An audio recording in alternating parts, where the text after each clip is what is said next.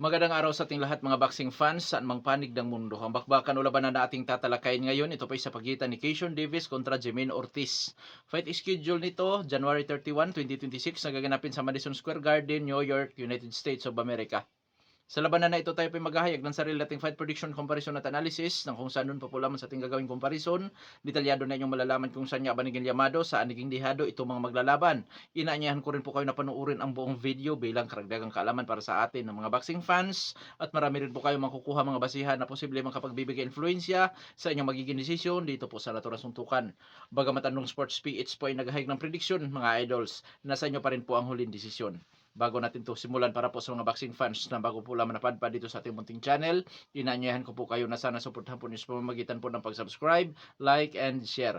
At para po sa mga boxing fans na walang sawa na sumuporta o sumubaybay dito sa ating munting channel, taos puso po ako napapasalamat sa inyong lahat. Wala pa nung sports PH kung wala rin po kayo mga idols. Simulan natin ang ating talakayan. Alamin muna natin ang mga background dito sa magkabilang panig dahil yan po ang ating gagamiting referensya mamaya doon naman sa ating gagawin na comparison at unahin natin ang sa panig nitong si Jermaine Ortiz.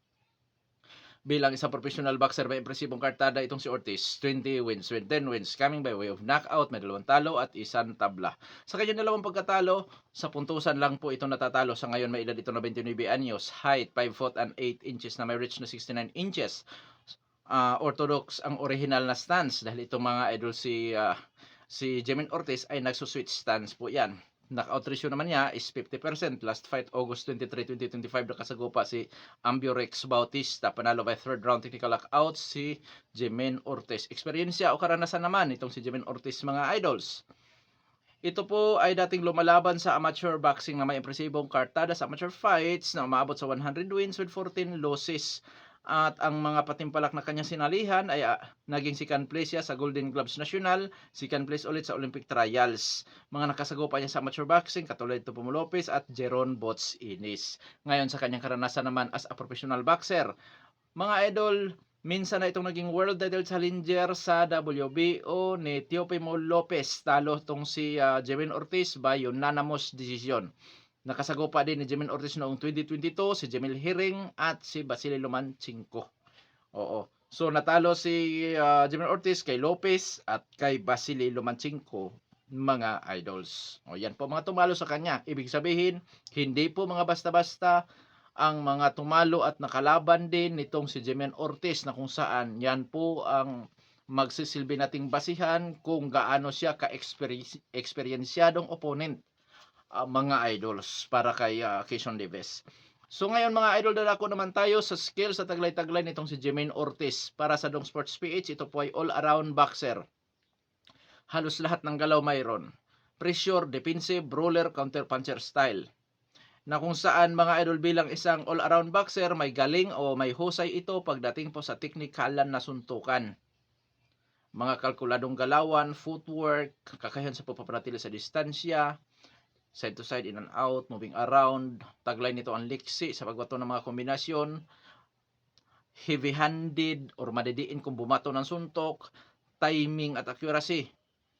Sa madaling salita, dahil may husay sa teknikalan, may husay sa opensa, may galing din pagdating sa depensa, mga idols. Durability, masasabi kong may tibay. May tibay mga idol. Bukod sa may husay sa depensa nga at marunong din tumanggap na suntok itong si Jermaine Ortiz po mga idols. So ngayon dadako naman tayo sa panig nitong si Keishon Davis na kung saan makasagupa ni Jermaine Ortiz ngayon January 31.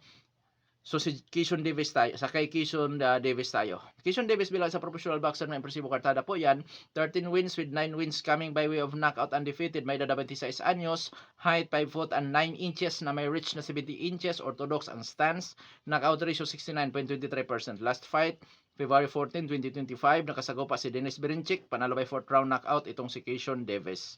Karanasan o eksperyensya ni Keishon Davis, mga idol, ito po ay dating lumalaban din sa amateur boxing na may impresibong kartada sa amateur fights na umabot sa 80 wins with 13 losses. Silver medalist ito noong 2019 sa Pan American Games, maging sa World Championship at doon sa 2020 Tokyo Olympics, silver medalist din po itong si Keishon Davis. Ngayon sa kanyang karanasan bilang isang professional boxer, ang mga matitindi na kalaban po dito mga idol ay ang katulad ni Dennis Berinchik, Gustavo Limos at Jose Pedraza. Skills nitong si Keishon Davis. all-around boxer din po para sa Dong Sports PH itong si Keishon Davis. Agree kayo o disagree, pero yun ang pananaw ng Dong Sports PH base sa kanyang nagiging performance simula at hanggang sa pinakahuling naging laban niya, mga idol. All around din, pressure, defensive, roller, counterpuncher style. May ibubuga din sa teknikalan na kung saan mga kalkuladong galawan naman ang mayroon sa kanya, at yung kanyang depensa, mga idol, masasabi ko din na maganda o may husay sa depensa din itong si Keishon Davis. Tagline power, timing at accuracy. Sa durability po, mga idol, may tibay. Makalaban mo ba naman si Gustavo Lemos, makalaban mo ba naman si Dennis Berichick, hindi po yun basta-basta yung Dennis Berichick ngayon. So, may tibay din po, mga idols. Pero dito sa laban niya kay Jimmy Ortiz, diyan naman masusubukan, mga idol, ang kanyang tibay ulit, ang kanyang kakayahan. Dahil alam naman natin na itong si Jimmy Ortiz ay dating world title challenger na, kung saan nagpapahirap po yan sa mga nakalaban niya. Bagamat tinalo siya ni Lopez, pero talagang pinahirapan niya si Lopez. Maging si Lomachenko din po, mga idols, noong sila ay nagkaharap ni Jimmy Ortiz. So ngayon dadako na tayo sa ating gagawing comparison at unahin natin dito sa ranking po ng BoxRec. Sa ranking po ng BoxRec dito po sa Super Lightweight Division, rank 4 out of 2,727 si Keishon Davis. Rank 16 naman si Jimmy Ortiz out of 2,727. So mga idol, lamang sa ranking si Keishon Davis. Ngayon dadako naman tayo sa boxing scene, courtesy po sa mga nabanggit natin mga website. Rank 1 sa WBA si Davis. Si Jimmy Ortiz naman, mga idol, rank 9 sa WBC, rank 10 sa WBA, rank 11 sa IBF at WBO. Ibig sabihin, nasa world ranking din ho si Jimmy Ortiz. Ngunit nandito tayo sa comparison, nasa top contender talaga si Keishon Davis. So lamang ulit sa ranking si Davis, pero hindi ito ganun kadaling laban kasi nga po parehong nasa world ranking itong dalawang maglalaban. So dadako naman tayo sa physical na appearance dito sa dalawang maglalaban. Unahin natin sa edad. 26 anyos si Davis, 29 anyos si Jimmy Ortiz, parehong nasa prime. Height, reach, power, kung sino po ang may advantage. Mas matangkad si Keishon Davis ng 1 inch sa reach. Lamang pa rin si Davis ng 1 inch. Parehong orthodox ang original na stance. Ngunit pagdating sa knockout ratio, maabot sa 69.23% knockout ratio nitong si Keishon Davis. 50% ang knockout ratio naman ni Jimmy Ortiz. So height, reach, power, lamang po si Keishon Davis. Activity fight, parehong aktibo. Eksperyensya, parehong nag-ugat sa amateur boxing. Ngunit minsan ang naging world title challenger nga itong si Jimmy Ortiz, at sa mga nakatunggalin sa fights na kung saan nakasama dyan si Lomachenko, si Tipo Lopez, si Jamel Herring, so lamang si Jimmy Ortiz sa karanasan pagdating po sa mga bigating laban dito sa professional boxing. So ibig sabihin, mga idol, 60-40 sa eksperyensya po tayo dyan in favor of Jimmy Ortiz. Ngayon dadako naman tayo sa skills dito sa dalawang maglalaban. Mga idol, parehong all-around boxer, pero mas epektibo si Keishon Davis sa mid-range at close range sa suntukan. Samantala itong si Jimmy Ortiz, mas epektibo din ito sa kanyang estilo na kung saan suntukang pinapanatili ang distansya. Lalo na yung kanyang counter, tapos yung kanyang in and out, moving around, mga idol, yung kanyang pagiging takbuhin sa laban, mga idol, na kung saan mahirapan talaga tayo makapagpatama ng solido dito sa boxing erong ito. Yan po ang isa sa nakikita natin kay Pero dahil all-around boxer din po itong si Keishon Davis, o itong si Jermaine Ortiz, mga idols, may mga pagkakataon din na ito po ay nakipagsabayan. May mga pagkakataon din naging pressure partner style din ito, mga idols. Oo. Nung saan yung liksi ang mayroon naman sa boxingerong ito. So ngayon, sino llamado? Mga idol, llamado dito si Keishon Davis. Mula sa rankings, although pareho silang nasa world ranking, height, which is importante ang height at reach, mga idol, lalo na kung ang labanan mauwi sa sungkit-sungkit lang. Yung power, na kung saan po, mga idol, ika nga ni Gennady Golovkin, sa isang suntok lang kayang bumago, tumapos sa laban. Sabi naman ni Margarito, sa isang suntok lang kayang bumago sa takbo ng laban, or kayang tumapos sa laban, ganon. So yung power, isa yan. So dito ang kinalabasan po, mga idols, eksperyensya. Oo. At kahit papaano sa skills para sa Dong Sports PH, yun ang mayroon kay Jermaine Ortiz. Keishon Davis naman po mga idol, katayuan, which is lamang siya sa rankings, height and reach advantage with power, which is lamang siya dyan, tapos may panlaban din na skills. Oo, yan po ang laban na ito mga idols. So, ito ay malaking pagsubok para po kay Keishon Davis. Bakit? May iniingatan pa siyang kartada. Samantala itong si Jermaine Ortiz wala po. Wala na itong iniingatan. Nakadalawang talo na po ito mga idols. So ngayon, llamado po si Keishon Davis. Sa mata ng maraming mga boxing fans, llamado po. Oo. So, pero sa Dong Sports PH, llamado man si Keishon Davis dahil undefeated po yan, top ranking, lamang sa height and reach at power, pero yung eksperyensya, skills din itong si Jermaine Ortiz mga idol, ang posibleng magpapahirap kay Keishon Davis. Pwede kasi mangyari mga idol sa laban na ito na diyan maglalabasan yung kakulangan sa eksperyensya pagka napahirapan itong si Keishon Davis, yung kakulangan niya sa eksperyensya. Samantala itong si Jermaine Ortiz mga idol, sanay na ito sa mahihirap na laban. Nakadalawang laban na ito na kung saan mahihirap na laban. Lomachenko ba naman at saka si Teofimo Lopez. Ang ibig ko lang sabihin mga idol, malaking bagay din ang eksperyensya na kung saan madali ito makapag-adjust sa mga dapat gagawin. Hindi na ito mangangapa. Unlike dito kay Keishon Davis, once na makaramdam ito ng paghihirap sa laban, di ko pa nakikita kung paano siya mapahirapan mga idols. Yun, importante din yun. Oo. So dito, kaya nasabi kong 55-45 in favor of Keishon Davis. So dadako na tayo sa ating prediction sa laban. Keishon Davis po ako dyan by decision. Unanimous decision, majority decision, split decision. Keishon Davis po ako. Kaya Dong Sports, may chance bang manalo by technical knockout itong si Keishon Davis. Mga idol, gamit ang kanyang power, this is boxing, anything can happen. Kasi kahit sabihin nating mailap na boksingero itong si Jermaine Ortiz, pero sa isang suntok lang, dahil malakas, may kalalagyan. Oo. So, manong round, doon yan sa, kung ito'y 12 rounds po mga idols, 10, 11, 12, posibleng ma-technical knockout itong si Jermaine Ortiz. Dahil isa pa sa hindi ko nga pala nabanggit kanina, itong si Jermaine Ortiz, pag nagtagal ang laban or nasa malapit na sa sukdulan ang laban mga idol, medyo mayroong mga pagbabago sa kanyang galawan, kumbaga nauubusan ng stamina o hangin. 'Yon ang problema doon.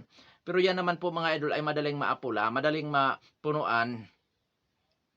Yun nga sa kanyang strength and body conditioning, kung sino po may hawak sa kanya. Sana na ano nila, na punuan 'yon. Kasi 'yon ang isa sa magiging hadlang nitong si Jermaine Ortiz kung bakit siya matatalo. Oo, or natatalo sa mga labanan na kung saan mahirap na laban. Kasi nga, medyo napapagod ito sa mga later rounds. Yun ang problema sa kanya ngayon mga idols. Na kung saan sana, napunuan po yan ng kanyang team. Ng kanyang team, kumbaga.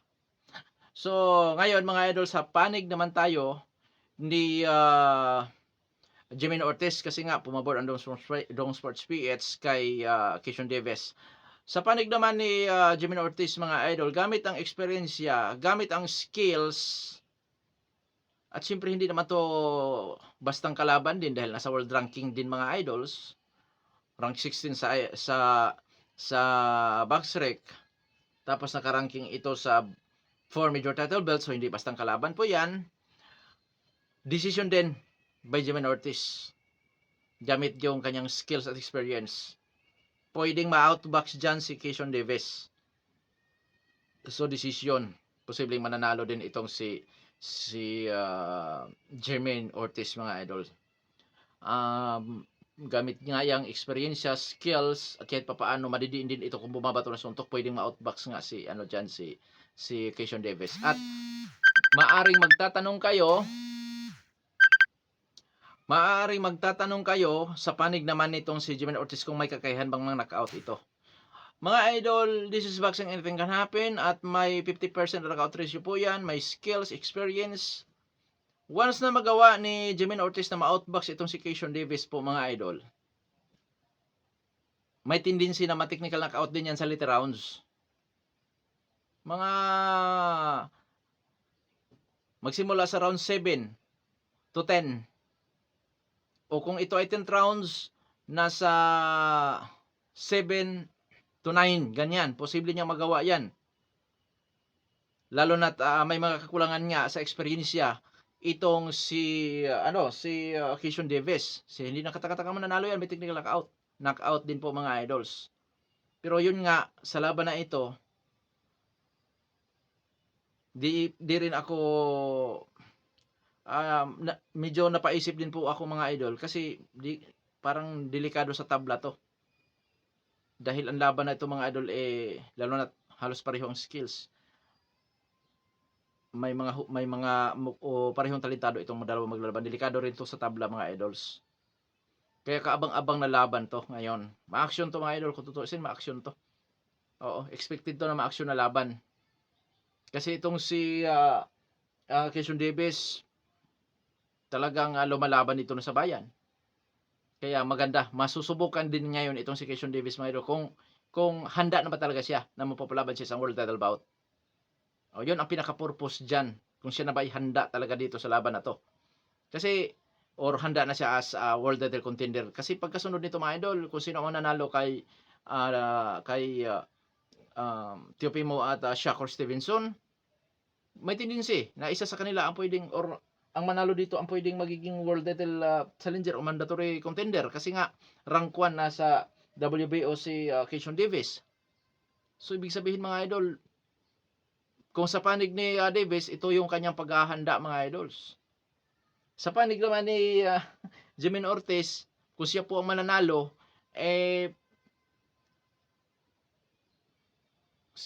magandang laban yan, Jimmy Ortiz at si Shakur Stevenson.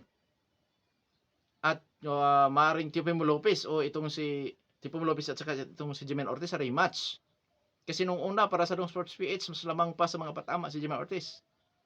Nadali lang si itong si Jimmy Ortiz mga idol sa favoritism.